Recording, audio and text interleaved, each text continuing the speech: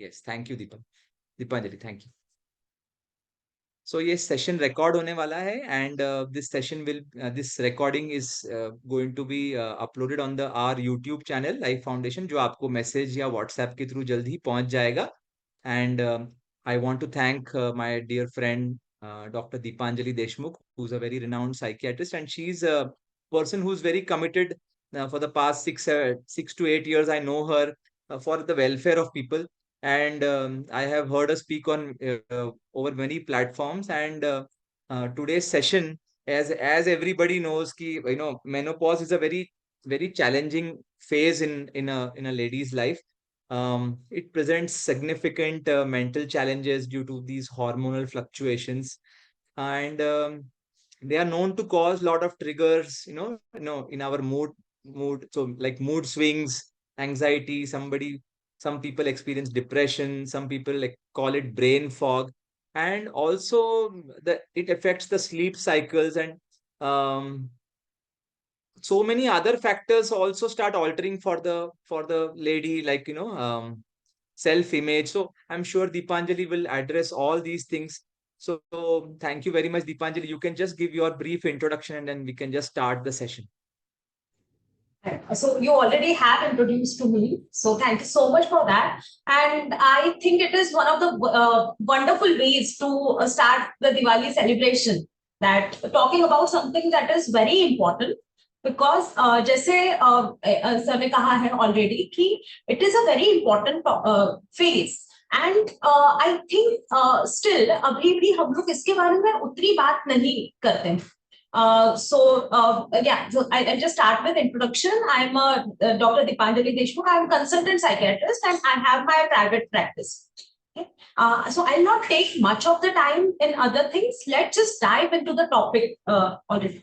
There is just one disclaimer. Initially, there will be some slides which you might feel are a little bit theoretical, but I just want all of us to understand what exactly is happening, and everything has an underlying important scientific connection, and that's what we need to keep in mind while understanding all the nuances of this very important transition in women's life.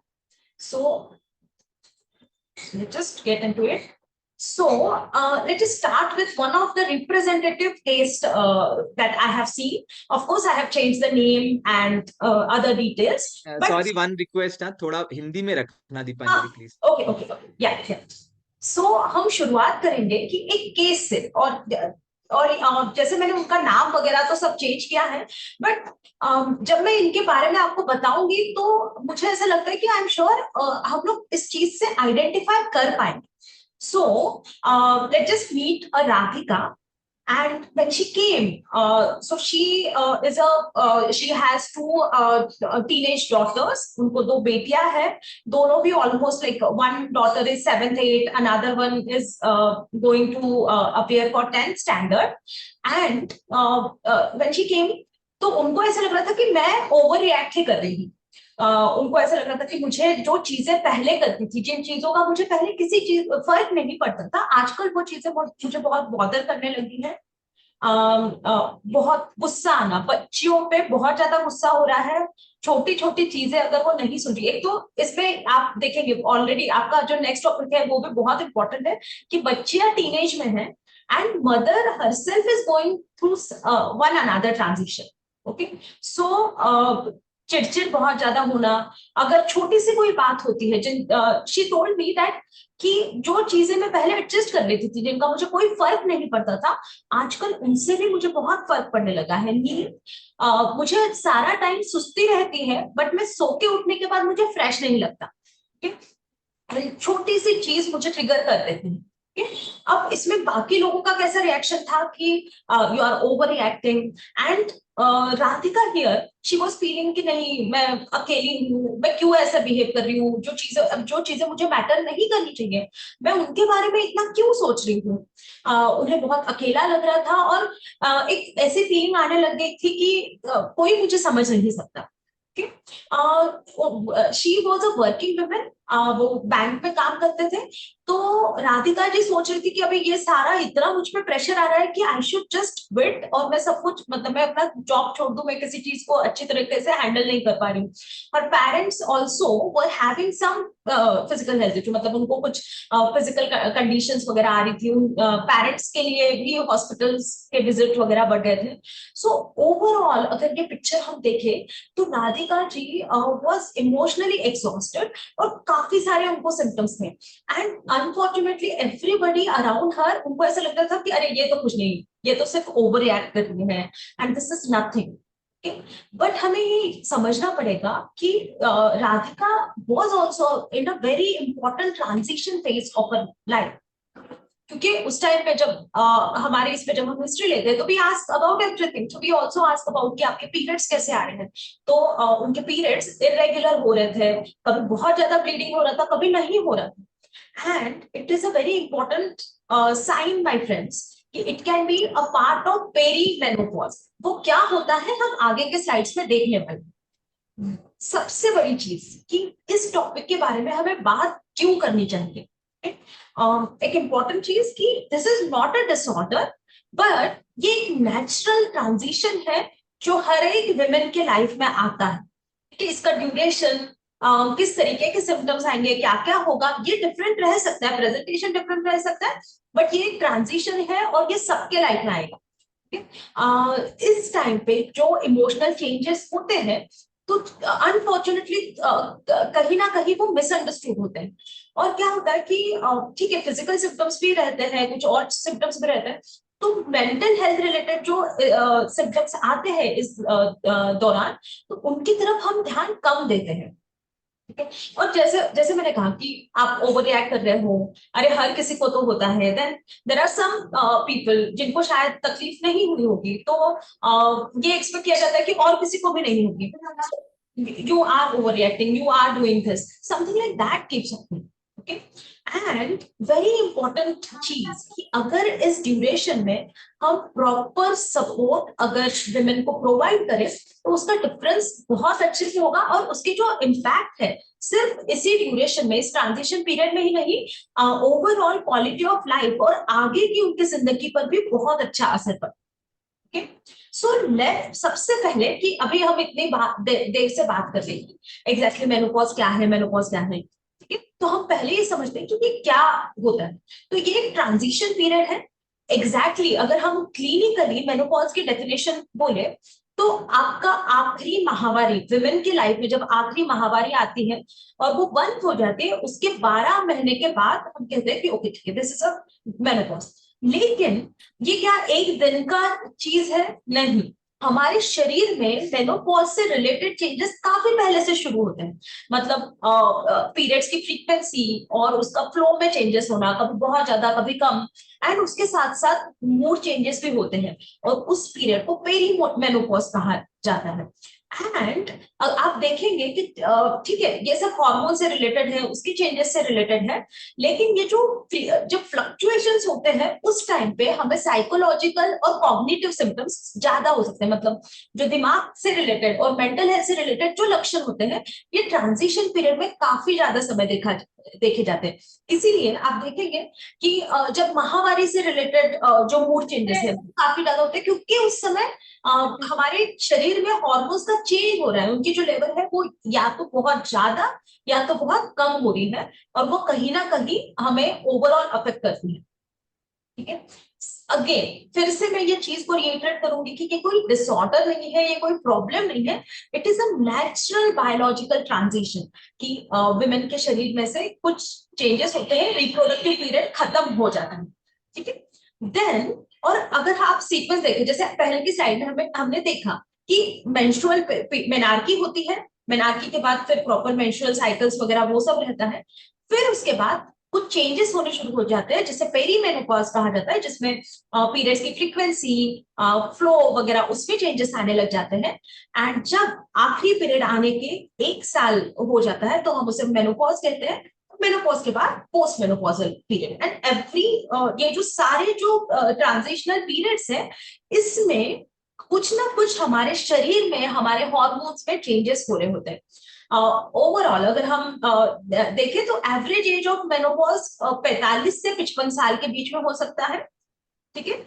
And again I will say the same thing, it is not just hormonal, it is also emotional and social transition.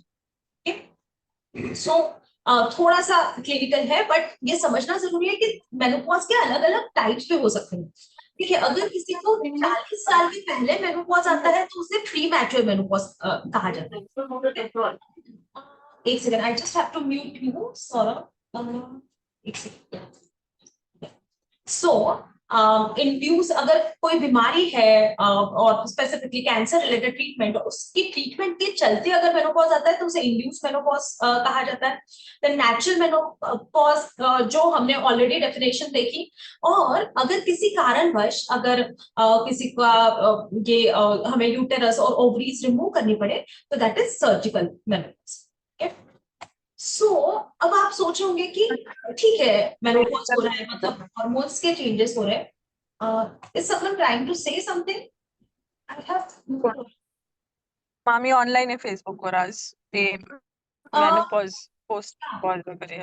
Saurabh आपको वो अलग रास्ता है, को दिन जाके okay या सो ये हार्मोन्स हमें किस तरीके से अफेक्ट कर सकते हैं? ठीक है, देखिए अभी है ना, जैसे हम अगर हमारे शरीर को देखें तो विमेन की बॉडी एक ब्यूटीफुल सिम्फोनी की तरह हम बोल सकते हैं। और जैसे ऑर्केस्ट्रा में नहीं, अलग अलग अलग चीजें, कभी किसी कभी कोई पार्ट एकदम से ज्यादा म्यूजिक क्रिएट करता है, कभी कोई अलग ये करता है। तो सेम चीज हमारे हार्मोनल चेंजेस के साथ होती है। तो कभी हमारे शरीर में estrogen, progesterone, even there is a small quantity of testosterone, तो ये सारे हार्मोन्स के लेवल्स बढ़े हुए होते हैं, कभी कभी ये कम होते हैं, एंड उससे रिलेटेड हमें काफी सारे चेंजेस होते हैं। अब ये जो हार्मोन्स आगे की स्लाइड पे हम देखने वाले हैं, ये जो हार्मोन्स हमारे शरीर के काफी हिस्सों में प्रेजेंट होते हैं, नॉट जस्ट ओवरीज। ओके, ये समझना जरूरी है। और उसकी वजह से फिर वो हमारे पूरे शरीर को अफेक्ट करते हैं। जैसे एस्ट्रोजन कैसे अफेक्ट करता है, तो एस्ट्रोजन हमारे ब्रेन केमिकल्स को अफेक्ट करता है, ये सेरोटोनिन को अफेक्ट करता है, which is a very important hormone for the mood stability. Dopamine को अफेक्ट करता है, which is a important driver की मोटिवेशन के लिए, प्लेजर महसूस करने के लिए। गाबार्जिक सिस्टम जो हमें काम महसूस करने के लिए ये करते हैं, और मेमोरी एंड फोकस, इन सारे एरियाज में ईस्ट्रोजन रिसेप्टर्स पाए गए हैं। एंड जब ईस्ट्रोजन की लेवल एकदम से ड्रॉप होती है तो ये सारे फंक्शंस कहीं ना कहीं अफेक्ट होते हैं। ओके, सो अगर आप देखेंगे तो ईस्ट्रोजन के, जैसे मैंने आपको कहा कि इंट्रोडक्शन में भी कहा गया था कि कुछ लोगों को ब्रेन फॉग होता है। क्यों होता है? क्योंकि ईस्ट्रोजन के जो अल्फा टाइप के रिसेप्टर्स हैं, ये हमारे ब्रेन के उन एरियाज में प्रेजेंट होते हैं जो मेमोरी एंड लर्निंग के लिए रिस्पॉन्सिबल है, जो नई नई न्यूरोप्लास्टिसिटी, नए न्यूरॉन्स और नए न्यूरोनल कनेक्शंस बनने के लिए जो एरियाज है उसको भी अफेक्ट करते हैं। देन कोई ऐसे एरियाज होते हैं कि जिनके इसमें जो प्लानिंग, एग्जीक्यूशन वगैरह उसके लिए जरूरी है। एंड वेरी इंपॉर्टेंट चीज इज दैट कि ये जो ईस्ट्रोजन है, ये ऐसा भी देखा गया है कि ये न्यूरो प्रोटेक्टिव होता है, मतलब हमारे ब्रेन को कुछ इन्फ्लेमेशन से प्रोटेक्ट करने का काम भी करते हैं। एंड जब ये लेवल्स कम हो जाती है तो उससे रिलेटेड बाकी चेंजेस भी होने लग जाते हैं। हाँ, जैसे मैंने आपको पहले भी कहा था कि ये जो हमें ऐसा लगता है कि हाँ ठीक है, एस्ट्रोजन, प्रोजेस्टेरॉन, ये तो सारे सिर्फ रिप्रोडक्टिव सिस्टम से रिलेटेड हार्मोन्स है। लेकिन अगर आप देखेंगे तो ये हार्मोन्स हमारे शरीर के हर हिस्से में प्रेजेंट है। इनके जो रिसेप्टर्स हैं, ये हमारे ब्रेन में प्रेजेंट है, आपके थायराइड ग्लैंड में प्रेजेंट है, आपके लीवर में, आपके जीआई सिस्टम में, रिप्रोडक्टिव सिस्टम में, इवन आपके फैट्स में वगैरह। सो जब ये हार्मोन्स का लेवल एकदम से कम होगा तो आपको जो लक्षण है वो किसी भी सिस्टम में दिख सकते हैं। दूसरी एक इंपॉर्टेंट चीज, जब मेनोपॉजल चेंजेस होते हैं तो उसमें दो हार्मोन्स कम हो रहे हैं, ईस्ट्रोजन और progesterone, but there are some other hormone, जैसे फॉलिकुलर स्टिमुलेटिंग हार्मोन और ल्यूटिनाइजिंग हार्मोन, इनका लेवल भी बढ़ रहा है।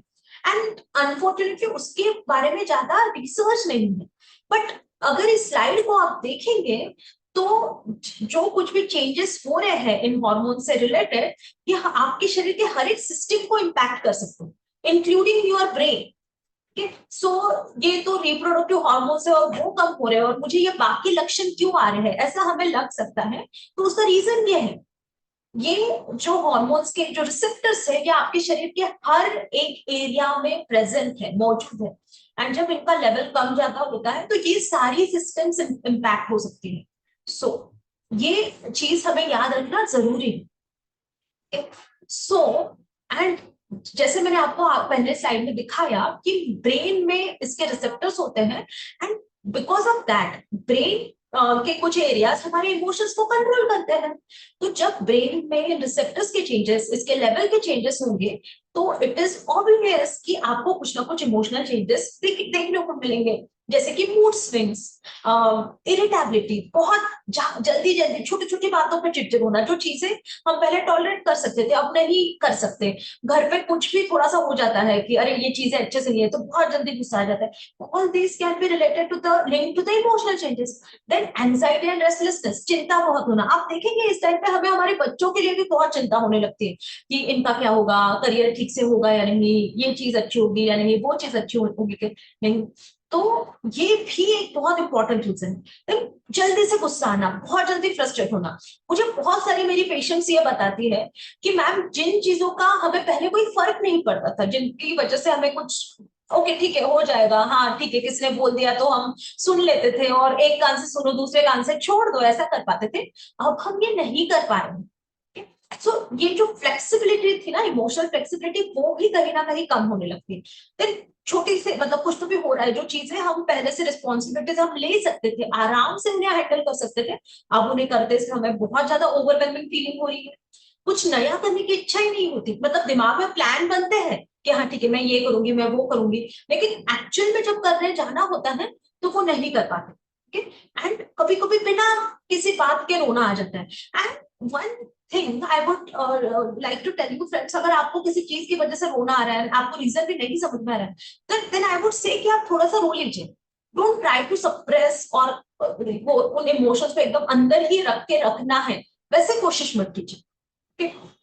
देन स्लीप के बारे में ऑलरेडी इंट्रोडक्शन में बोला था, वो भी काफी सारे चेंजेस होते हैं। कॉग्निटिव चेंजेस, जो हमारे ब्रेन का सोचने की समझने की जो पावर है उसमें भी कुछ इम्पैक्ट होता है। जैसे हमने पहले के डायग्राम में देखा था, प्री फ्रंटल कॉर्टेक्स में चेंजेस हो रहे हैं, आपके मेमोरी फॉर्मेशन का जो एरिया होता है उस एरिया में भी चेंजेस हो रहे हैं। तो उसकी वजह से ब्रेन फॉग, मतलब कि मैं क्या कर रही हूँ, मुझे क्या कर रहा है, या फिर स्लोनेस महसूस होना, वो काफी सारे विमेन में देखा जाता है। फॉरगेटफुलनेस, कि छोटी छोटी चीजें जो मुझे पहले बहुत इजीली याद रहती थी अब याद नहीं हो पा रही है। कॉन्सेंट्रेट करने में डिफिकल्टी होना, which is a very common thing, because अगर आप मतलब क्योंकि एज अ वुमेन आप ये देखेंगे कि समहाउ हम लोग बहुत सारी रिस्पॉन्सिबिलिटीज लेके रखते हैं। कुछ रिस्पॉन्सिबिलिटीज ये होती है कि हाँ ठीक है ये दिखती है, and there are lot of invisible responsibilities जो वुमेन को करनी पड़ती है। इट्स लाइक कि एक वुमेन का दिमाग एक ऐसा कंप्यूटर है जिसके 25 विंडोज खुले हैं, बिकॉज उनको ये सोचना होता है कि हाँ ठीक है बच्चे को स्कूल में छोड़ना है, फिर उसके लिए ब्रेकफास्ट में क्या बनाना है, फिर शाम के डिनर पे क्या करना है, even if there is help available still ये इनविजिबल प्लानिंग काफी सारी करनी पड़ती है। फिर अगर इन लॉ साथ में है तो उनके मेडिकेशन का ध्यान रखना है। फिर अगर घर पे आपका ग्रोसरी खत्म हो रहा है तो उसका लिस्ट बना के रखना है, और फिर ये याद रखना है कि ओके ठीक है उसको रिफिल भी करना है। ठीक है, अगर मेड्स आ रही है घर पे तो किसको कौन सा काम देना है, दिवाली आ रही है तो साफ सफाई करनी है, किस तरीके से करना है, इसका प्लानिंग करना है। तो there are so many things that are going on which can lead to और along with that जो हार्मोनल चेंजेस हो रहे हैं, मैंने जैसे बताया कि आपके ब्रेन में प्रॉपर चेंजेस हो रहा है, the brain is changing.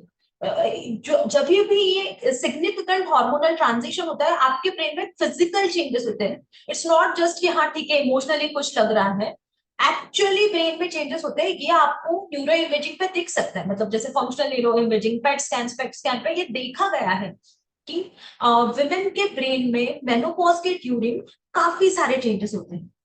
And then slower processing, जितना फास्ट पहले ये होता था इतना फास्ट नहीं प्रोसेसिंग कर पाते हैं, इतने फास्ट चीजें करना, डिसीजंस लेना। मैंने जैसे कहा कि ऑलरेडी एंजाइटी सिम्टम्स काफी बढ़ जाते हैं, तो मैं ये करूंगी तो इससे कोई प्रॉब्लम तो होगा क्या, वो करूंगी तो उससे कोई प्रॉब्लम होगा क्या, ऐसे इसकी वजह से हम लोग जल्दी जल्दी डिसीजंस नहीं ले पाते। देन एक बहुत इंपॉर्टेंट चीज जो इस टाइम पे होती है विच इज स्लीप में डिस्टर्बेंसेस होना।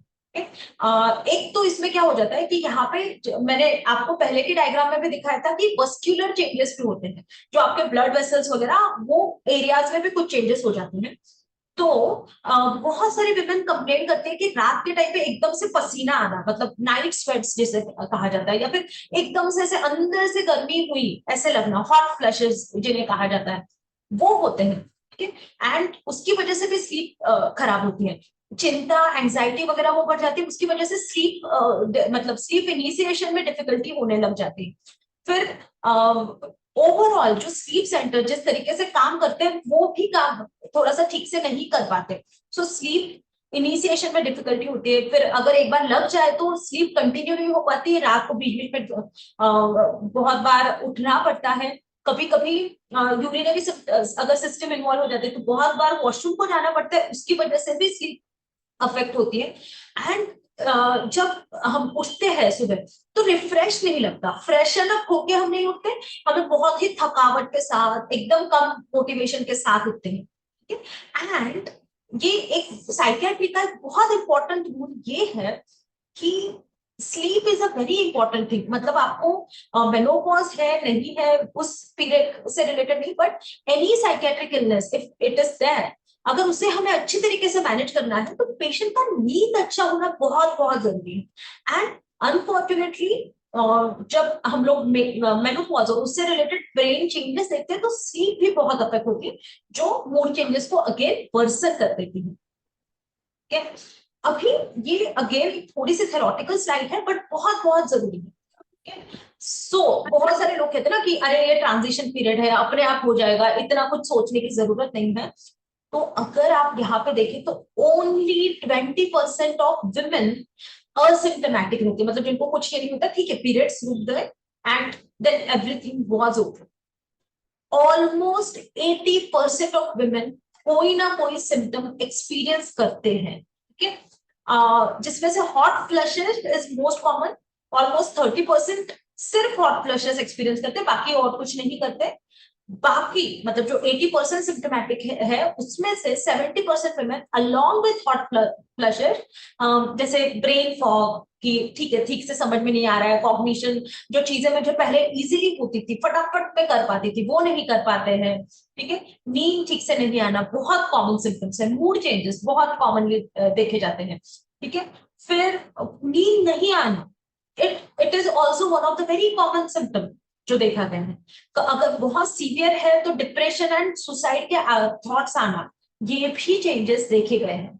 सो इवन दो हम इसके बारे में बात नहीं करते हैं, पर जो स्टडीज ने देखा है तो इससे रिलेटेड जो मूड चेंजेस है जो ये तो वो काफी कॉमन है। मतलब जैसे आजकल ना हम लोग टीनेजर्स के बारे में, उनके मूड के बारे में, उनसे कैसे डील करना है उसके बारे में काफी बात करते हैं। एंड वेरी फॉर्चुनेटली आप लोग उसके बारे में सुनेंगे, उसके बारे में एम्पावर होंगे, but at the same time we are not looking at the end of this factor कि जब विमेन के लाइफ में ये इतना बड़ा ट्रांजिशन हो रहा है, तो जैसे टीनेजर के लाइफ में उनके इसमें भी हार्मोनल चेंजेस होते हैं, काफी सारी चीजें चेंज होती है, तो we are very concern about them and we are also empowering कि आसपास के लोगों ने टीनेजर्स के साथ कैसे डील करना है, उन्होंने कैसे उनके साथ कम्युनिकेट करना। बट हमें ये सोचने की जरूरत है कि are we doing same for the women who are going through this very important transition.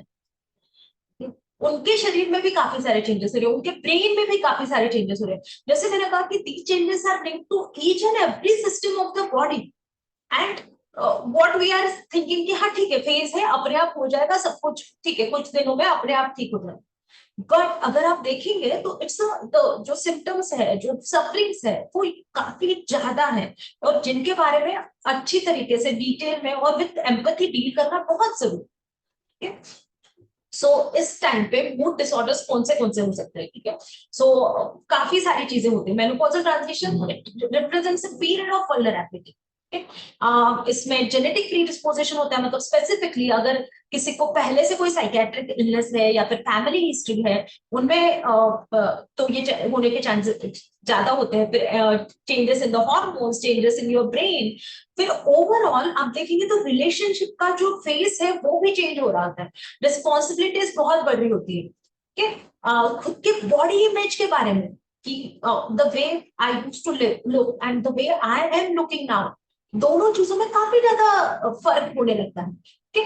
कभी कभी अनफॉर्चुनेटली बिकॉज जो अभी का टाइम है जिसमें ना we are able to see a lot of things in other people's life जो हम पहले नहीं देख पाते थे, बिकॉज ऑफ डेफिनेटली हमारे इंस्टा फेसबुक उसकी वजह से। और कोई भी अपना वर्स्ट पार्ट सोशल मीडिया पे शेयर नहीं करता। Everybody shares how nice they are doing, हम कितना अच्छा दिख रहे हैं, हम कितना अच्छा कर रहे हैं, बट उसकी वजह से कभी कभी विमेन पे एक प्रेशर होता है सेल्फ इमेज से लेकर अपनी बॉडी इमेज से रिलेटेड, एंड वो भी उनको काफी ज्यादा अफेक्ट करता है। देन इस टाइम पे स्ट्रेसफुल लाइफ इवेंट भी होता है, जैसे मैंने कहा कि ये वो टाइम है जिसमें जनरली पेरेंट्स के भी कुछ ना कुछ मेडिकल कंडीशंस होना शुरू हो जाते हैं। मतलब तो एक तो women is kind of sandwiched in between. She is in her 40s, in late 40s already, उनको कुछ हार्मोनल, फिजिकल और दिमाग के चेंजेस देखने पड़ रहे हैं। करियर है वो भी डिमांडिंग हो जाता है। बच्चे टीनेज के फेज में होते हैं तो वो टीनेजर से डील करना अलग, एंड इधर पेरेंट्स और इन लॉज जो होंगे वो खुद अभी बूढ़े हो रहे होते हैं, उनके खुद के मेडिकल कंडीशंस हो रहे होते हैं। सो एक बहुत ज्यादा एक स्ट्रेसफुल अपने आप जो सिचुएशन आप देखेंगे तो ये हो जाता है, और इसको हमें काफी एम्पैथेटिकली और अंडरस्टैंडिंग के साथ हैंडल करना जरूरी है। सो जैसे मैंने कहा कि more than hormone it is a life transition that matters. Mid life में काफी सारे इमोशनल प्रेशर्स होते हैं, चिल्ड्रन बच्चे ऑलमोस्ट टीनेज हो जाते हैं तो पेरेंटिंग कॉन्फ्लिक्ट्स इस टाइम पे बढ़ने लग जाते हैं। थोड़े से छोटे बच्चे होते हैं तो कुछ चीजें सुन लेते हैं, ठीक है। हमें पूरा अपना approach towards the parenting change करना पड़ता है। कुछ कुछ लोगों के बच्चे अडल्ट होते हैं, इवन उनकी शादियां वगैरह भी होने वाली होती है, फिर उनके पार्टनर्स के साथ एडजस्ट करना वो भी एक इम्पोर्टेंट चैलेंज हो सकता है, ठीक है। एजिंग पेरेंट्स, केयर गिविंग का स्ट्रेस होता है।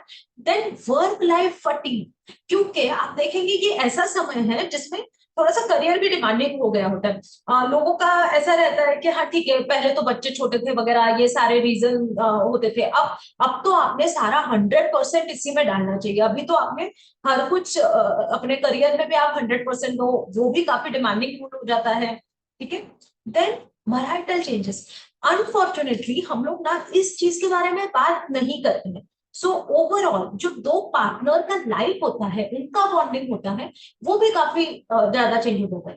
मेरे पास कभी कभी कुछ ऐसे कपल्स आते हैं, स्पेसिफिकली टीनेजर के पेरेंट्स आते हैं, तो अगर आप मतलब पेरेंट्स से when I talk to them I ask them कि आप दोनों साथ में क्या करते हो, आप दोनों अपनी इमोशनल बॉन्डिंग के लिए या फिर अपने आप दोनों के लिए क्या करते हो, and most of the time they don't. I have seen some couples जिनकी बात करने का जो टॉपिक होता है वो सिर्फ बच्चे होते हैं, बच्चे या फिर पेरेंट्स या फिर उनके साथ क्या रहा है, मेरे साथ क्या रहा है, उस तरीके का। वेरी इंपॉर्टेंट चेंज जो इस टाइम पे होता है हु आई एम नाउ। बहुत सारे विमेन उनके आइडेंटिटी को बच्चों को बड़ा करने से, बच्चों की केयर करने से अपनी आइडेंटिटी को बहुत ज्यादा अटैच हो जाती है। एंड ये एक ऐसा टाइम होता है जिसमें बच्चे थोड़े से इंडिपेंडेंट होने लगते हैं, वो अपने अपने डिसीजंस लेने लगते हैं। अगर कोई रीजन है उसकी वजह से कभी कभी वो पास में भी नहीं रुकते बिकॉज ऑफ एजुकेशन और समथिंग लाइक दैट, वो कहीं और भी चले जाते हैं। तो अब मैं क्या करूं, अब मैं कौन हूं, because somewhere sometimes we just attached our identity as कि मैं XYZ की माँ हूँ, मैं XYZ की वाइफ हूँ, मैं XYZ की बेटी हूँ। सो खुद की आइडेंटिटी की जगह जो हम बहुत ज्यादा इमोशनली अटैच हो जाते हैं सम अदर आइडेंटिटी और सम अदर रोल, वो भी हमारे लिए काफी डिफिकल्ट होता है। Then there are certain things जो हमारे in context of India unique है। सो विमेन के लिए जनरली एक बहुत कॉमन चीज कभी भी बोल जाते, मतलब किसी के शादी में प्रॉब्लम है, कुछ भी ये चल रहा है, तो वी हैव दिस, एडजस्ट कर लो कल के, अरे कुछ नहीं होता, थोड़े दिन की बात होती है, एडजस्ट कर लो, एनीथिंग हैपेंस। सो जो मोस्ट कॉमन एडवाइस हमें दी जाती है वो होती है एडजस्ट कर लो, कोई बात नहीं, हो जाएगा, ठीक है। देन एक कल्चरल कहीं ना कहीं, एंड आई नॉट से कि किसी की वजह से हुआ है, but this one culture that we have कि जो अच्छी आइडियल वुमेन है तो वो क्या करेगी, वो घर वालों के नीड्स को पहले प्रायोरिटाइज करेगी और खुद को लास्ट में रखेगी। इवन जो हम लोग ऐसे देखते हैं जिनको हमने बहुत ज्यादा ये किया है, या फिर आप मदर्स डे के मैसेजेस पढ़िए, दीज आर वेरी इंटरेस्टिंग। तो मदर्स डे के मैसेजेस में क्या होता है कि मेरी माँ जिसने सब कुछ त्याग कर दिया एंड खुद के बारे में सोचा नहीं है, that's why she is great. Okay, so if somebody decides to put herself first, तो उनको तो गिल्ट आएगा ना कि अरे मैं कैसे क्या खुद को नहीं करता, ठीक है। देन जब अभी मैंने जैसे कहा ये बहुत इंपॉर्टेंट ट्रांजिशन है एंड काफी सारे चेंजेस हो रहे हैं, तो इसमें जो सारे इमोशनल स्ट्रगल्स होते हैं ना, तो एक नैरेटिव हमारे यहाँ पे है कि हाँ ठीक है, this is just a emotional drama. अगर विमेन एक दूसरे से कोई चीज शेयर कर रही है तो there are lot of joke कि हाँ ठीक है ये गॉसिप से कर रही है। तो ये सारी चीजें कहीं ना कहीं हमें कल्चरली शेप कर रही होती है। we cannot as a human being, हम लोग आइसोलेशन में नहीं रहते हैं, हम हमारी एनवायरमेंट को अफेक्ट कर रहे हैं और हमारी एनवायरमेंट हमें अफेक्ट कर रही है continuously. So we can not be in a space, we can not be in a vacuum. तो ये जो सारी चीजें हमारे आसपास हो रही है, जो कल्चर हमारे आसपास है, वो हमारे मेंटल हेल्थ को, हमारे इमोशनल हेल्थ को अफेक्ट करेगा ही, there is no doubt about. Then एक इंपॉर्टेंट चीज है lack of awareness about menopause, कि ये क्या है, ये क्यों हो रहा है। मतलब जैसे कि ये अब आजकल मेरी माँ बहुत ही ज्यादा चिड़चिड़ करने लगे, शी इज नॉट, और उनको कुछ बोलने जाओ तो सीधा रोना शुरू कर देती है। That's what some of the teenagers tell. So probably जैसे हम बाकी पेरेंटिंग के बारे में बात करते हैं ना, तो उसी तरीके से we need more conversation around this, more conversation about कि क्या क्या चेंजेस हो रहे हैं, क्या हो रहा है ब्रेन में, क्या हो रहा है, आपके मेंटल हेल्थ रिलेटेड क्या हो रहा है, आपके शरीर में क्या हो रहा है। Everything needs to be discussed and talk more about. Then another thing is mental health related अगर कोई प्रॉब्लम होती है तो we don't want to take help, because of course psychiatrist के पास जाना या साइकोलॉजिस्ट के पास जाना, इट इटसेल्फ इज, मैं क्या पागल हो गई हूँ क्या, क्योंकि कुछ बड़ा होगा तभी हम करेंगे, अभी तो बहुत ही छोटा प्रॉब्लम है। देन कुछ बहुत ही यूनिक से सिंड्रोम्स है जो हमें जब हम मेडिकल पढ़ रहे थे एमबीबीएस, तो उस टाइम पे सिखाए नहीं गए थे, but these are very common. तो उससे एक सबसे कॉमन सिंड्रोम जो मैं देखती हूँ वो होता है सुपर वुमन सिंड्रोम। एंड ये ना, इसका जो यूनिकनेस ये है कि ये कोई और नहीं करता, एज अ वुमेन हम खुद के ऊपर ही ये वाला सिंड्रोम डाल देते हैं। तो what does comes in it कि मैं सब कर लूंगी, मैं सब हैंडल कर लूंगी, मैं घर का भी करूंगी, मैं अपना व्हाटएवर जो मेरा जॉब प्रोफाइल है वो भी करूंगी, मैं बच्चों का भी सब देखूंगी, and I will not ask for help for anything. I will also not show any weakness, मैं कहीं मैं कम हो रही हूँ, मुझे ये जम नहीं रहा, मुझे तकलीफ हो रही है, ये वाला मैं कुछ नहीं दिखाऊंगी, मैं सारी चीजें अकेले अपने आप ही करने की कोशिश करूंगी। तो बहुत कॉमन है एंड अनफॉर्चुनेटली इसे रिवॉर्ड भी किया जाता है कि ओ माय गॉड वो कितना अच्छा कर लेती है ना, सारा घर भी अच्छे से करती है, ये भी अच्छा करते हैं, वो भी करते हैं। बट भी हम लोग कहीं ये रुकते नहीं है देखने के लिए कि इसका हम लोग क्या टोल दे रहे हैं, इसके लिए हम क्या खर्च कर रहे हैं, क्या हम R be doing everything at the cost of our emotional and physical health. ये देखना और ये सोचना जरूरी है। आस्किंग फॉर हेल्प जब जरूरी है, ये वीकनेस नहीं, ये स्ट्रेंथ है, ठीक है। और ये हमें समझना होगा कि मदद मांगना एक बहुत इंपॉर्टेंट लाइफ स्किल है और वो हमें सीखना पड़ेगा। Then there is a emotional labour and mental load, जो मैंने आपको पहले भी बताया था कि as a women we have, मतलब इतना सारा मल्टीटास्किंग हम करते हैं, इट्स लाइक कि आपके कंप्यूटर सिस्टम पे 50 टैब्स ओपन है। सो क्या होगा उस सिस्टम का, ऑफ कोर्स वो स्लो हो जाएगा और वो खराब होगा। सेम थिंग हैपेंस तो यहाँ पे डेलीगेशन बहुत जरूरी है। और दूसरी चीज क्या होता है ना, मैंने बहुत कॉमनली देखी है कि हम लोग कभी कभी कोई काम की जिम्मेदारी किसी और को दे देते हैं, लेकिन उसके बाद हम मेंटली उस काम से फ्री नहीं, उसने अच्छे से किया क्या, उसने इसी तरीके से किया क्या, उसने वैसा ही किया क्या जिस तरीके से मैं चाहती हूँ। So we also insist on that, एंड उसकी वजह से फिर हमारा ही स्ट्रेस बढ़ता है। तो ये सारी चीजें हमें समझना बहुत बहुत जरूरी है। Then another thing that happens कि पेरेंटिंग से रिलेटेड भी ये होता है कि मतलब जैसे मैंने कहा कि अभी बच्चे अडल्ट हुड की तरफ भी बढ़ रहे होते हैं कुछ कुछ लोगों के। तो अगर वो कुछ अपने खुद के डिसीजंस लेंगे, वो कुछ चीजें अच्छे से करेंगे, कुछ चीजें गलत करेंगे। ऑफ कोर्स वो कोई चीज गलत कर रहे हैं तो एज अ पेरेंट हमको उनकी चिंता होगी कि ऐसे ये नहीं करना चाहिए, वो नहीं करना चाहिए। बट समटाइम्स हम लोग उस चीज में इतने इन्वॉल्व हो जाते हैं कि एक तो सामने वाला भी हमसे परेशान होता है कि ओके ये टू मच मुझे कंट्रोल करने की कोशिश कर रहे हैं, और हम भी फ्रस्ट्रेट होते हैं कि मैं तो इसके अच्छे के लिए बोल रही हूँ, मैं तो जो कुछ भी कहती हूँ कि ये तू अच्छा ही कर, वो यही कर, but why my child is not listening to me. इसकी वजह से भी काफी स्ट्रेस और इमोशनल इश्यूज बढ़ जाते हैं। तो ये सारी चीजों का कंटेक्स्ट का ध्यान रख के हमें मेनोपॉज की रियलिटी को समझना पड़ेगा। सो नाउ सो हमें क्या करना चाहिए, हाउ विल आई नो कि मुझे इमोशनल सिम्टम्स है, मुझे मूड रिलेटेड कुछ चीजें हो रही है। सो ये एक सिंपल चेकलिस्ट है, you don't have to tell me, आपको इसका जवाब मुझे नहीं देना है, बट व्हाट आई वांट कि आप ये सवाल खुद से पूछें। इसमें आपको ये देखना है कि पिछले 2 हफ्तों में आपको कैसा लगा। तो क्या पिछले 2 हफ्तों में आपको बहुत उदास, एकदम लो, खाली खाली most of the time of the day, देखिए किसी से मेरा झगड़ा हुआ 5-10 मिनट के लिए मुझे बुरा लगा, नॉट दैट, बट दिन का मोस्ट ऑफ द टाइम मैं उदास और एम्प्टी फील कर रही हूँ। क्या ऐसा मेरे साथ हो रहा है? क्या मेरा गुस्सा, चिड़चिड़ बहुत ज्यादा बढ़ गया है? क्या मैं बहुत छोटी छोटी चीजों को लेकर बहुत ज्यादा चिंता में रहती हूँ, ये गलत होगा क्या, वो गलत होगा क्या, ये मैंने अगर कुछ कर दिया होगा, मतलब 10 साल पहले मैंने कोई चीज गलत की तो क्या उसके बारे में मैं आज भी चिंता कर रही हूँ? क्या मुझे नींद की तकलीफें काफी ज्यादा हो रही है, मतलब कि बहुत कम नींद आ रही है, या फिर उठने के बाद मुझे फ्रेश नहीं लग रहा? क्या जो चीजें करने में मुझे पहले मजा आता था, क्या आज भी मैं वो चीजें एंजॉय कर पा रही हूँ?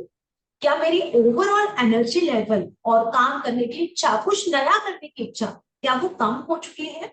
क्या मुझे ऐसा लग रहा है कंटिन्यूअसली कि मैं हैंडल ही नहीं कर सकती, मैं बहुत, ये सारी चीजें मेरे कैपेसिटी के बाहर है, ठीक है? क्या मुझे शरीर में अनएक्सप्लेन्ड पेन्स, ये दुख रहा है, वो दुख रहा है, वो दुख रहा है, और कंटिन्यूअस मैं उसी के बारे में सोचू कि अभी मेरा कभी हाथ दुखता है, कभी कमर दुखते है, कभी पीठ दुखते है, क्या मुझे मल्टीपल बॉडी एरियाज में अनएक्सप्लेन्ड पेन्स हो रहे हैं?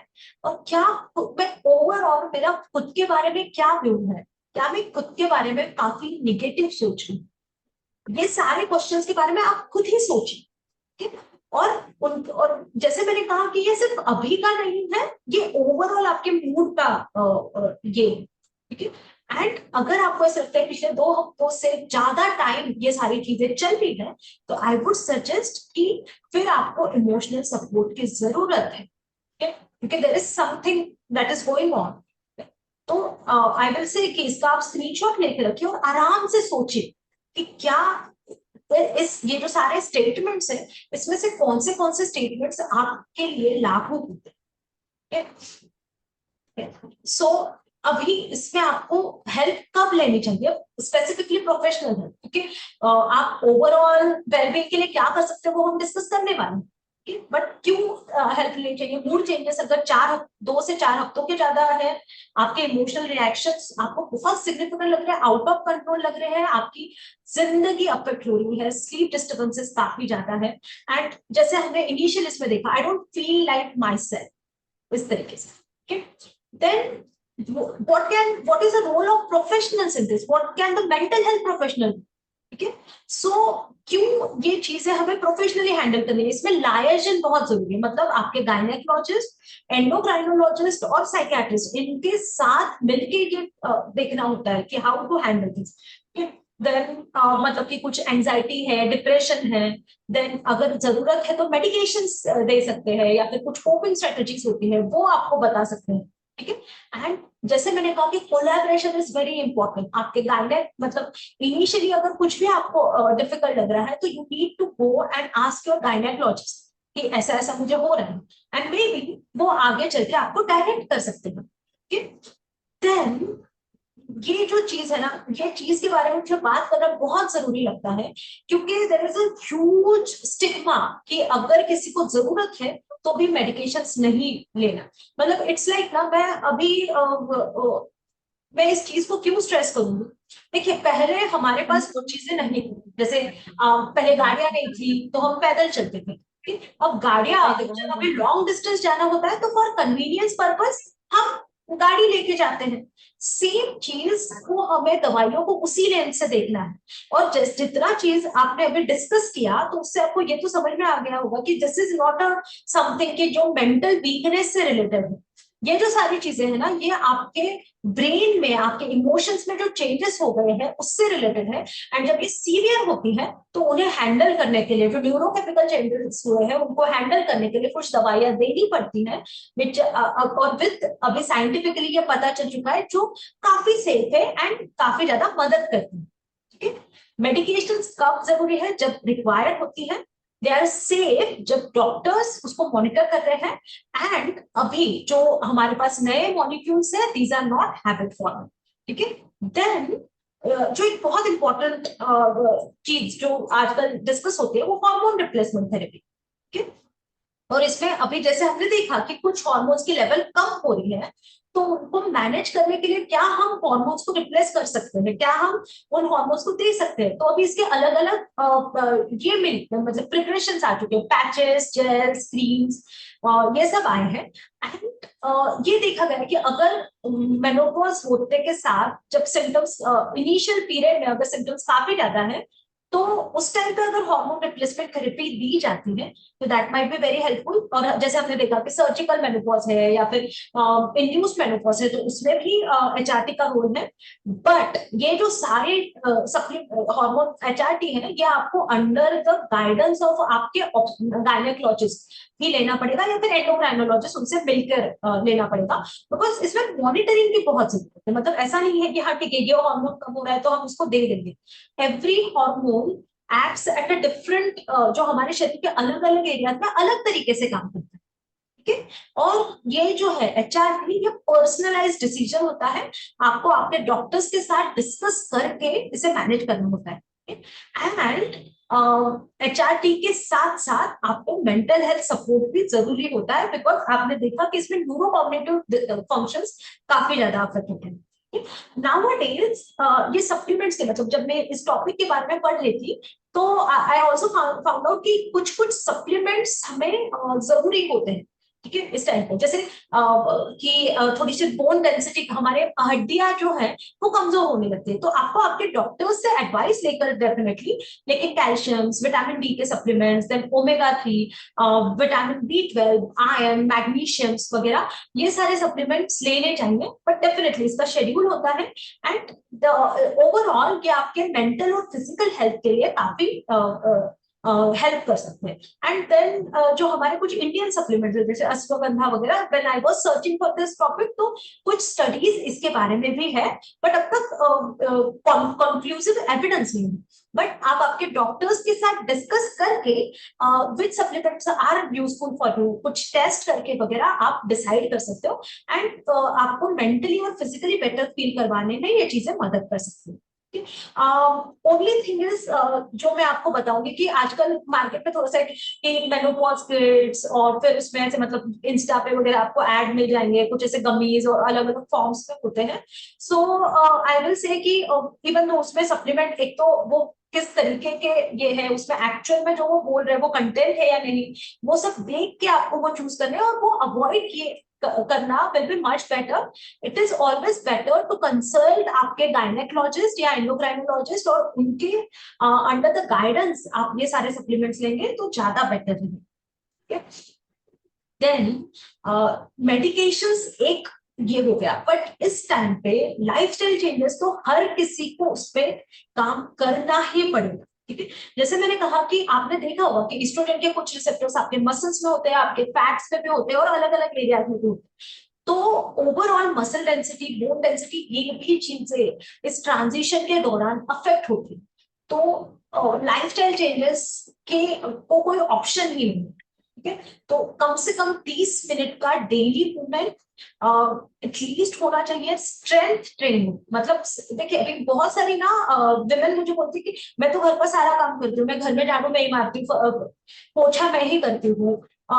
देखिए एक्सरसाइज और घर के काम, इवन दो या आपकी थोड़ी फिजिकल एक्टिविटी हो रही है which is a good thing, but जब आप एक्सरसाइज करते हो तो आप सिर्फ फिजिकली एक्सरसाइज नहीं कर रहे होते हो, आप ये भी देख रहे होते हो कि आप आपके बॉडी पोजिशंस कैसे हैं, उस पर भी आप ध्यान दे रहे होते हो। जब आप झाड़ू मार रहे होते हो तो आप उस चीज पे आपका ध्यान होता है कि मैं मेरा घर क्लीन हो रहा है या नहीं।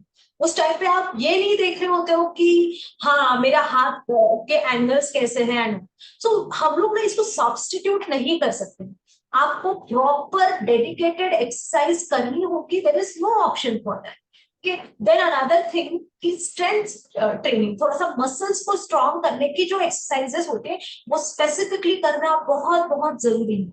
सिर्फ वॉक करने से या कार्डियो एक्सरसाइजेस करने से ये नहीं होगा, और ये हमें समझना पड़ेगा। देन आपके स्लीप शेड्यूल को रेगुलराइज करना बहुत जरूरी है। अनफॉर्चुनेटली आप देखेंगे कि एक ना हमारा खुद का स्क्रीन टाइम भी बहुत बढ़ गया है।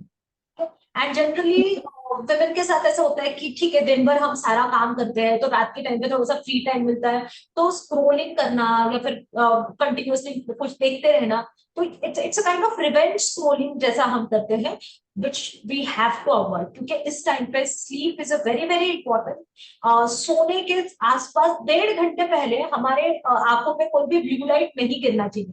मतलब अगर आपको 10 बजे सोना है तो आइडियली आपने 8:30 बजे से मोबाइल नहीं देखना चाहिए। स्टिल जितना हो सके उतना हमने करना चाहिए। We have to also limit the sugar intake, क्योंकि ओवरऑल बॉडी का मेटाबॉलिज्म भी कम हो रहा होता है, इवन ब्रेन का ग्लूकोज मेटाबॉलिज्म भी चेंज होता है। देन कैफीन इंटेक भी हमें मॉडरेट इसमें करना है, और अल्कोहल और स्मोकिंग ये चीजें तो अवॉइड ही करनी चाहिए। हमें हमारी प्रोटीन रिक्वायरमेंट के हिसाब से खाने का ये करना चाहिए। I will suggest everybody, actually not just in this age bracket, all of us should consult a nutritionist और डाइटिशियन, और उसके हिसाब से पर्सनलाइज्ड हमारे हिसाब से हमारा पर्सनलाइज्ड डाइट प्लान हमें बनवा के लेना चाहिए एंड उसको स्टिक करने की कोशिश करनी चाहिए। अभी डाइट प्लान में ना व्हाट समटाइम्स वी ट्राई, क्योंकि हम बहुत फैंसी या डिफिकल्ट वाला कुछ डाइट प्लान कर लेते हैं। द इजीनेस की जो हम रेगुलरली कर सकते हैं उस चीज को स्टिक करना, लेकिन कंसिस्टेंटली उस चीज को करते रहना ये बहुत जरूरी है। सनलाइट एंड थोड़ा सा आउटडोर नेचर एक्सपोजर, गार्डन में जाना बहुत जरूरी है। एंड इम्पोर्टेंट चीज सोशल कनेक्शन एंड सपोर्ट। ये चीजें आगे भी रिपीट होने वाली है, बट जैसे मैंने कहा कि हम एज ए ह्यूमन बीइंग हम वैक्यूम में नहीं रह सकते, हम वी आर सोशल एनिमल, और ये जो सोशल कनेक्टेडनेस है ये हमें मेंटल हेल्थ रिलेटेड इश्यूज से इम्यूनिटी देता है।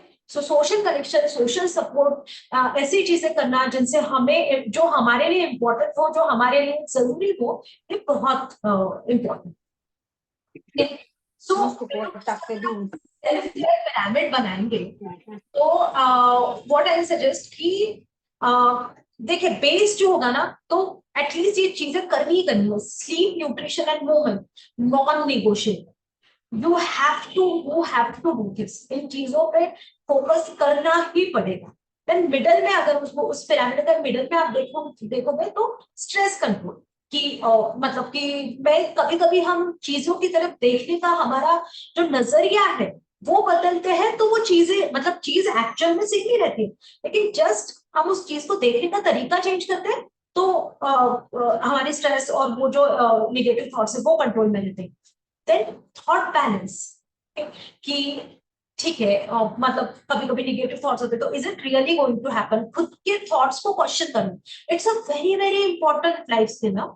हम लोग एक कंटिन्यूस हमारे अंदर ना एक कमेंट्री चल रही होती है, ठीक है। और most of the time unfortunately ये जो कमेंट्री होती है ये थोड़ी सी निगेटिव होती है, मतलब क्या मैं अभी जैसे मैं जब ये प्रेजेंटेशन के लिए ये कर रही थी तो मुझे ऐसा लग रहा था क्या मुझे अच्छे से हो जाएगा क्या, what if the wifi doesn't work, what if this XYZ, बहुत सारे सवाल, ठीक है।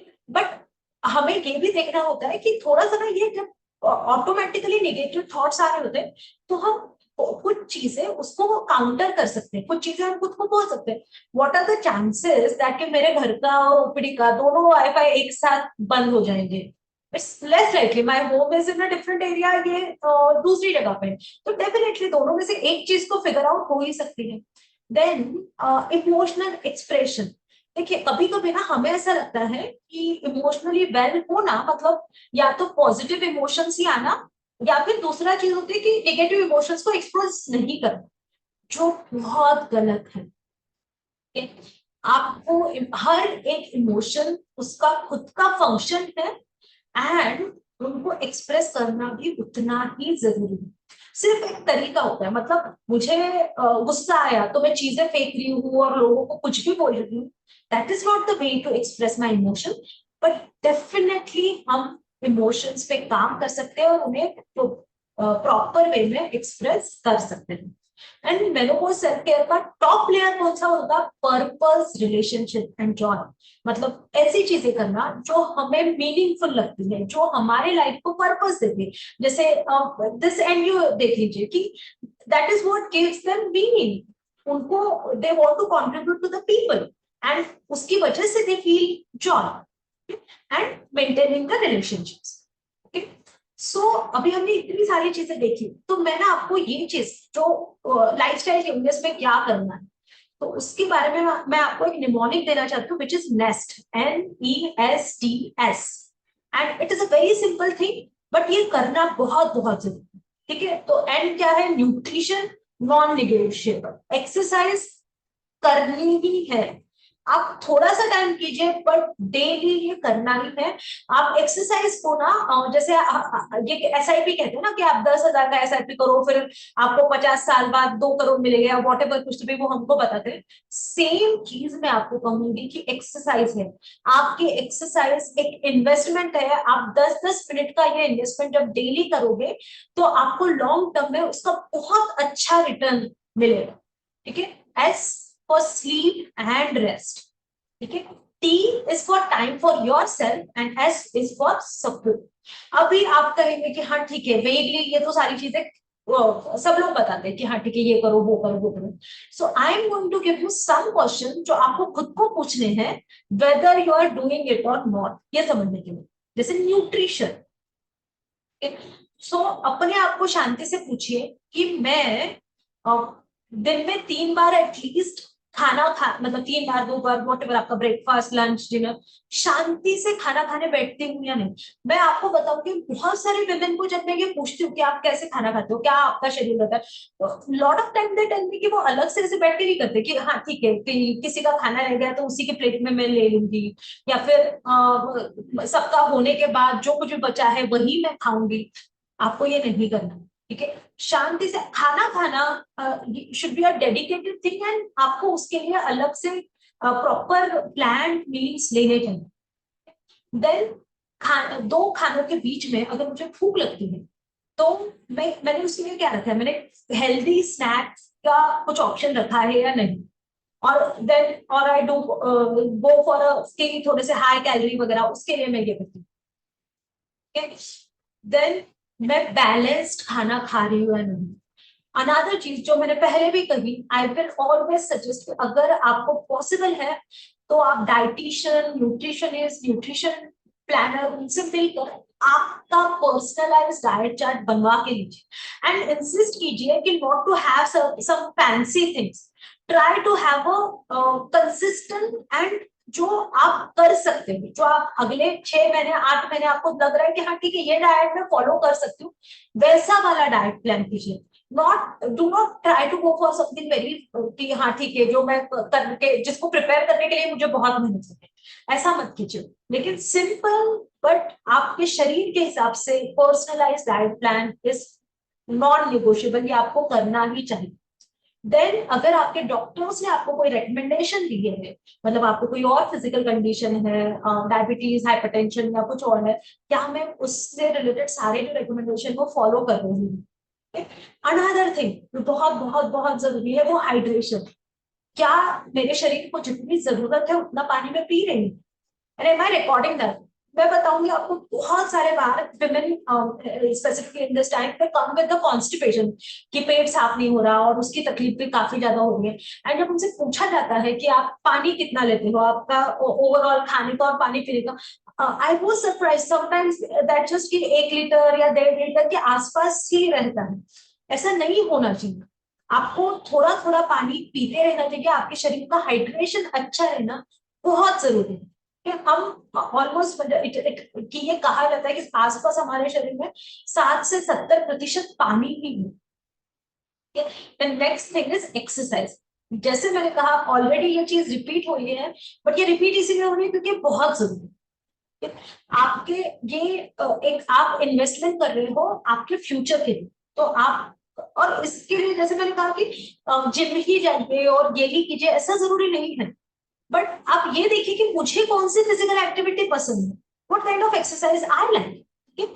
फिर मैं एट प्रेजेंट क्या करूं, मैं कितने मिनट के लिए वॉक करूं, एक एक्चुअल रियलिस्टिक पिक्चर अपने सामने रखूं। ठीक है, नॉट कि मैं घर के तो सारे काम कर लेती हूँ, मैं तो फिर ऊपर से नीचे सीढ़ियों से ही आ जाती हूँ और ये हो जाएगा। रियलिस्टिकली नोटिस कीजिए कि आप एक्चुअली कितना अभी एक्सरसाइज कर रहे हो। अगर आप एक्चुअली जिम जा रहे हो तो जिम में आप सिर्फ जो कार्डियो वाली एक्सरसाइजेस है वही कर रहे हो, या फिर थोड़ा बहुत तो भी स्ट्रेंथ ट्रेनिंग के ऊपर ध्यान दे रहे हो। ठीक है, देन अगर आपको नहीं समझ में आ रहा है कि मैं कौन सी एक्सरसाइज करूं, तो ये देखिए कि मतलब पास्ट में मुझे क्या पसंद आता था एक्सरसाइज करने में, मुझे वॉक करना पसंद था, मुझे साइकिलिंग करना पसंद था, मुझे स्विमिंग पसंद था, वॉट एवर जो आपको पहले पसंद था, may be you can start with that rather than कि ऐसा कोई करना कि जिसको जाने के लिए आपको मन न रहे और अरे एक्सरसाइज के लिए जाना है यही सोच के आपको आपके मंडे मॉर्निंग खराब हो। ऐसा नहीं, जो चीज आप एंजॉय करते हो उसी को आप एक्सरसाइज नहीं कर सकते। देन और ये जो है ना 4th नंबर का सवाल बहुत जरूरी है, आपको ये भी खुद से पूछना है कि मेरे रास्ते में कौन सी चीज आ रही है जो मुझे फिजिकली एक्टिव होने से रोक रही है। It can be anything. हम कि कभी कभी बहुत छोटे छोटे हमारे खुद के कॉग्निशंस रहते हैं कि दिवाली आ रही है, दिवाली होने के बाद मैं शुरू करूंगा। फिर कुछ लोगों का होता है कि अभी तो ये साल तो थोड़ा सा मैंने अनहेल्दी कर लिया, नेक्स्ट ईयर 1 जनवरी से करूंगा। तो am I also trying to find that kind of milestones कि जिसके बाद मैं एक्टिव होऊंगा, जिसके बाद मैं ये करूंगा, क्या इस तरीके का कुछ हो रहा है? ठीक है, then what would encourage me to be more physically active? ये सोचना भी जरूरी है। समटाइम्स आई हैव सीन कि ये जब सवाल पे हम सोचते हैं ना तो आंसर्स हमें खुद को ही मिलते हैं। कभी कभी जस्ट अपने दोस्त को एनरोल करना कि हाँ ठीक है हम दोनों साथ में जिम जाएंगे, फिर उसमें क्या होता है कि that is like a buddy system कि मैं जा रही हूँ तो तू भी मुझे कॉल करते। देन कभी कभी ऐसा होता है कि हम लोग ना एक तो ऑलरेडी मुझे एक्सरसाइज करने का मूड नहीं होता है, फिर मैं सुबह उठती हूँ, फिर मुझे शूज नहीं मिलते, फिर कभी कभी मुझे जो क्लोथ्स पहन के जाने हैं वो नहीं मिलते। तो एक सिस्टम बना के रखना बहुत जरूरी है। आपने अगर मुझे सच में जिम जाना है कल मॉर्निंग, तो रात को ही मैंने जिम की बैग निकाल के रखनी चाहिए, मैंने रात को ही बॉटल भी भर के रख देनी चाहिए। जो कपड़े मुझे पहनने हैं वो कपड़े मैंने निकाल के रख देने चाहिए सुबह उठ के जाने के लिए। और मेरे जो शूज है जो मैं पहन के रहूंगी, मतलब वॉट एवर सिंपल सिंपल जो चीजें मुझे जरूरत पड़ने वाली है वो सारी मुझे रखनी चाहिए। क्योंकि सुबह जब मैं उठूंगी तो ऑलरेडी मेरी बॉडी मुझे बोलोगे नहीं नहीं I want to sleep more, I want to sleep more. अगर उसमें मुझे ये ध्यान में आए कि मुझे अब पानी की बोतल ढूंढनी है और जिम बैग भरनी है और ये करना है वो करना है, there is a huge chances that कि मैं सोचूंगी कि नहीं यार आज छोड़ देती हूँ कल जाती हूँ। लेकिन अगर मुझे ये पता है कि मुझे उठ के कोई मेहनत नहीं करनी, मुझे बस उठना है, शूज पहनने और चले जाना है, हाई चांसेस कि मैं जाऊंगी। तो ऐसे सिस्टम्स क्रिएट करना बहुत जरूरी है। सिर्फ डिसीजंस लेके या फिर कुछ गोल सेटिंग करके नहीं होगा, उन गोल्स को हम कैसे फॉलो करेंगे इसकी सिस्टम तैयार करना भी उतना ही जरूरी है। Sleep and rest. बहुत सारे टाइम हमें लगता है कि हाँ ठीक है मैं तो सो लेती हूँ, मैं तो ये करते करते सो लेती हूँ, लेकिन आपको देखना है कि आप कितने घंटे सो रहे हो। अगर आप वो वॉच वगैरह पहनते हो, फिटबिट वगैरह, तो I think they record the sleep also, तो उसमें आप चेक कीजिए कि आपने कितने घंटे एक्चुअली सोए। बेड पे पड़ने के बाद मैंने कितने घंटे अपने मोबाइल का स्क्रोलिंग किया, वो भी देखिए। देन अगर मुझे दिन में नींद आती है तो मैं नैप लेती हूँ। क्या मैं अपने नीड के लिए मैं किसी के हेल्प या सपोर्ट मांग सकती हूँ, ठीक है। Do I need more information to help me to support with my sleep, ये सवाल खुद से पूछे। एंड अगर उसका जवाब, किसी चीज का जवाब हाँ है, तो जरूर ढूंढिए। अभी thanks to internet and chat GPT आपको जो इन्फॉर्मेशन चाहिए मिल जाएगी। Just don't trust it blindly, take everything with a pinch of salt. Then जो टी है ना, टाइम फॉर योरसेल्फ, तो मैं ये पहले भी बहुत सारे टॉक्स में ऐसे बोलती थी कि आप खुद के लिए समय निकालना जरूरी है, और time for yourself is a very very important thing. So one of the patient asked me, ma'am आप बोलते रहते हो टाइम फॉर योरसेल्फ, एग्जैक्टली क्या है टाइम फॉर योरसेल्फ। सो हम लोग वो ना थोड़ा सा डिटेल में देखने वाले कि एग्जैक्टली व्हेन वी से कि खुद के लिए टाइम निकालो, खुद के लिए टाइम निकालो, तो क्या ही करना है। सबसे पहले ना एक इन्वेंटरी बनाएंगे कि आपको कौन सी चीजें करना पसंद है, आपके लिए कौन सी चीजें रिलैक्सिंग एंड एंजॉयबल है। इट कैन बी एनीथिंग, ठीक है। सो मुझे मेरे घर के बाहर जो प्लांट्स है उनको देखते बैठना पसंद है, it can be your, that's totally okay. मुझे खिड़की के बाहर गाड़ियां ऐसे ऐसे ये करना है, मुझे उससे रिलैक्सिंग मिलता है, that is also okay. So it can be anything. मुझे ड्रॉ करना पसंद है, मुझे कुक करना पसंद है, मुझे गार्डनिंग पसंद है, मुझे शांत बैठना पसंद है, मुझे डांस करना पसंद है। तो आप ढूंढिए कि आपके लिए रिलैक्सिंग और एंजॉयबल एक्टिविटीज कौन सी है। देन ये सारी चीजें आपने आखिरी बार की कब थी, देन आप अपने लिए कितना समय एवरी डे या एवरी वीक आप कितना समय दे सकते हो, रियलिस्टिक ये निकाल। मतलब आप बहुत बिजी है और 2 घंटे के लिए मैं टाइम फॉर योरसेल्फ करूंगा, ऐसे करने की कोई जरूरत नहीं। बट एक रियलिस्टिक आपके करंट टाइमलाइन के हिसाब से वो शेड्यूल निकालें। देन क्या दिन भर में मैं छोटे छोटे ब्रेक्स ले सकता हूँ। मतलब अगर बहुत स्ट्रेसफुल चल रहा है फिर भी मैं 5-7 मिनट का ब्रेक ले सकती हूँ क्या, कि सो दैट जस्ट मैं थोड़ा सा रिचार्ज फील करूँ। मैं खुद के लिए समय निकालने के लिए क्या कर सकती हूँ, ठीक है। सो जैसे getting help from family members कुछ चीजों के लिए, एंड क्या मैं अपने एक्सपेक्टेशंस को एडजस्ट करके ये कर सकती हूँ। मतलब मेरा घर स्पॉटलेस शोरूम की तरह ही दिखे, ये वाला एक्सपेक्टेशन को अगर मैं थोड़ा कम कर दूं, और ठीक है घर है, लोग रहते हैं, कुछ चीजें इधर उधर होंगी, ये वाली चीज को एक्सेप्ट करूं, तो will that give me more time to work on myself, time for myself. So ये सारे सवालों के बारे में जरूर सोचिए। एंड ये देखिए कैसे ना, इसका आंसर यूनिक है, आपको खुद को ही ढूंढना है, खुद के लिए आपके लिए क्या इसमें से वर्क करना है। जैसे मैंने कहा कि lot of people ask me ना कि आप तो कहते हो कि ये करो, time for yourself, time for yourself, exactly क्या कर सकते हैं। So this is a list, it can be anything. कि अगर आपको चाय पीना पसंद है तो आपकी सुबह की चाय एकदम शांति से, मतलब सुबह उठिए, मस्त वो पानी गर्म कीजिए, उसमें अगर आपको लेमन ग्रास वगैरह पसंद है तो वो डालिए, एंड वो स्मेल लीजिए, पूरा इमर्स होके आपके चाय पीजिए, चाय बनाइए। एंड देन जब आपकी चाय रेडी हो जाएगी, तो जैसे आपको ऑस्कर या वॉटेवर कोई बहुत बड़ा प्राइज मिला है, उस तरीके से उस चाय के कप से एक एक सिप लेकर शांति से पीजिए। मतलब कैसे होता है हमारे साथ, ठीक है मुझे चाय पीना पसंद है, मैं चाय यहाँ बनाती हूँ, मैं सोच रही होती हूँ कि बेटे को लंच में क्या दूं, आज तो मुझे वो आंटी ने ऐसे ही बोल दिया, उसने ये कर दिया। तो इवन जो चीज करना मुझे पसंद है वो मैं कर रही हूँ, लेकिन दिमाग से मैं कोई अनप्लीजेंट एक्सपीरियंस में ही होती हूँ। सो आप सिंपल सिंपल चीजें, बट उस चीज को एंजॉय करते हुए कीजिए। आपके बालकनी में बैठिए, ये देखकर, अगर आपको मंदिर जाना पसंद है तो टेम्पल जाना या रिलीजियस प्लेस पे जाना, आपका खुद का, ये बहुत इंपॉर्टेंट चीज है कि खुद के पसंद का खाना बनाना। कई बार विमेन, हाँ इसको, मेरे पति को ये पसंद है, बेटे को ये पसंद है, सास ससुर को ये पसंद है, वो बना दिया, खुद के लिए कब करती, वो भी करना उतना जरूरी है। डिक्लटर और ड्रॉअर, अगर आपको ऑर्गेनाइज्ड होना पसंद है, तो कभी कभी डीक्लटर करना भी जरूरी है। एक बहुत इंपॉर्टेंट सेल्फ केयर है विच इज सेइंग नो, जो आप लास्ट सेकेंड लाइन में देखेंगे, saying no to something draining.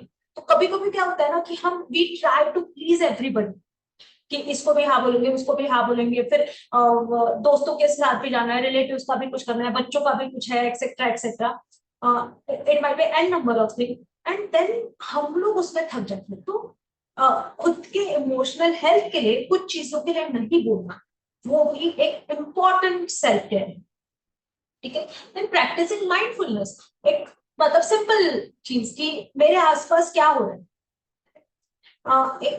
Breathing करना, डीप ब्रीदिंग, और उसमें ये ब्रीदिंग कैसे कर सकते हैं आप, 4, 7, 8।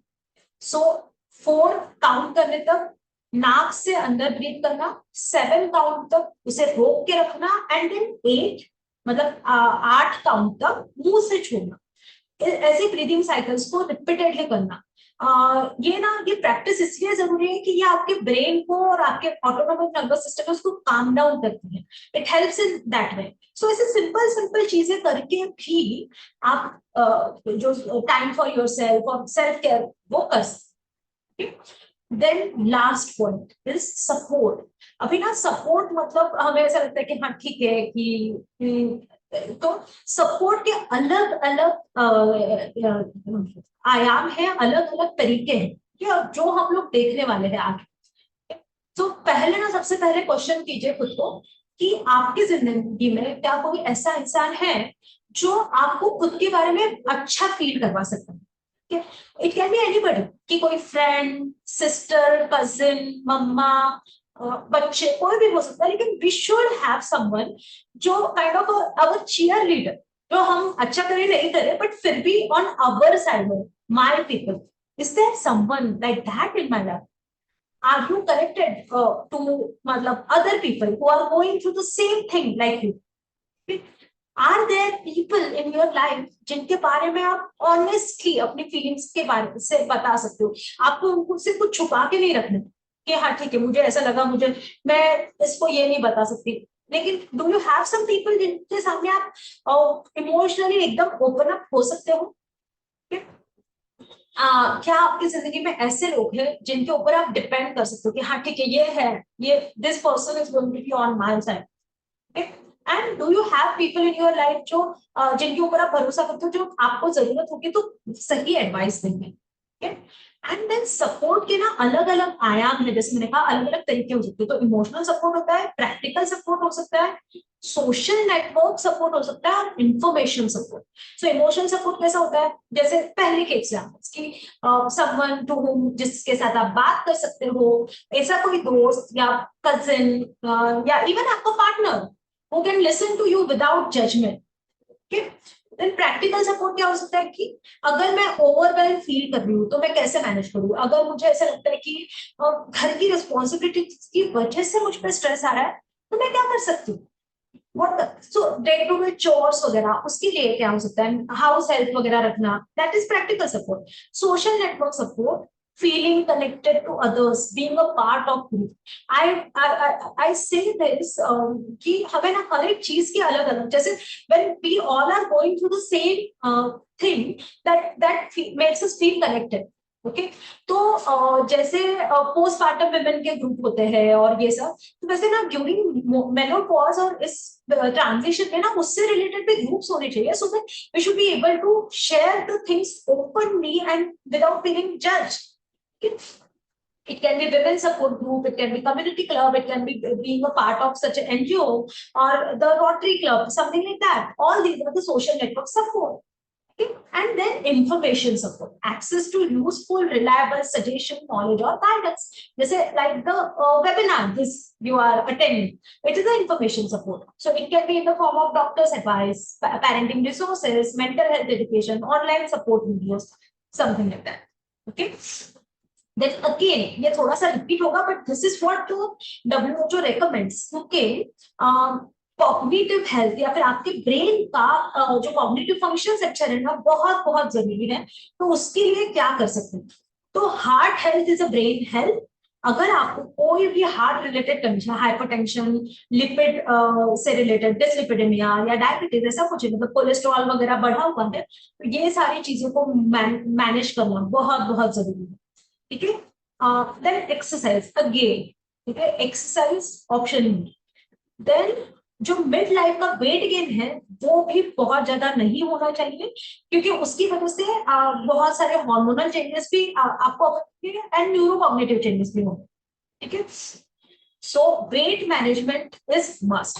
देन अगर कोई भी स्मोकिंग, अल्कोहल वगैरह इससे कुछ ऐसी कोई आदतें है तो उनको मिनिमाइज करना बहुत बहुत जरूरी है।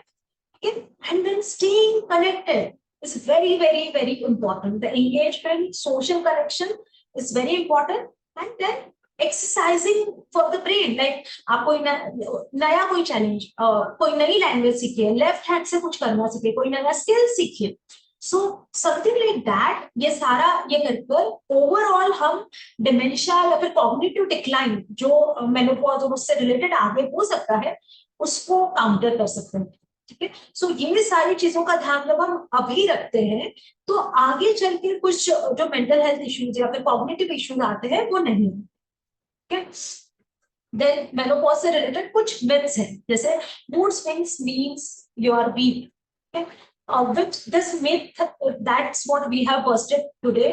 Mood swings, the emotional changes are biological. उसका biological हमने देखा है, brain actually is changing. Functionally, neurologically, the brain is changing, and that's why the lot of emotional and mental health changes है. Just adjust कर लो, ये तो अपने आप हो जाएगा, okay? No, this is a transition and it needs support. और अगर ये सपोर्ट रहेगा तो विमेन की overall quality of life better होगी। हार्मोन रिप्लेसमेंट थेरेपी डेंजरस है नहीं, क्योंकि अभी इसमें काफी ज्यादा रिसर्च हुआ है and you just have to take it with the guidance of your doctor. आपको आपके गायनेकोलॉजिस्ट से मिलके या फिर एंडोक्राइनोलॉजिस्ट से मिलकर जो कुछ भी आपके लिए बेटर है वो डिसाइड करेंगे और आपको उस तरीके